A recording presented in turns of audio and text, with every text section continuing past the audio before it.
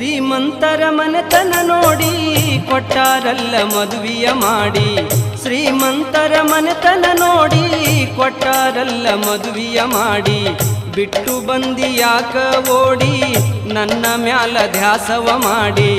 ಬಿಟ್ಟು ಬಂದಿ ಯಾಕ ಓಡಿ ನನ್ನ ಮ್ಯಾಲ ಧ್ಯಾಸವ ಮಾಡಿ.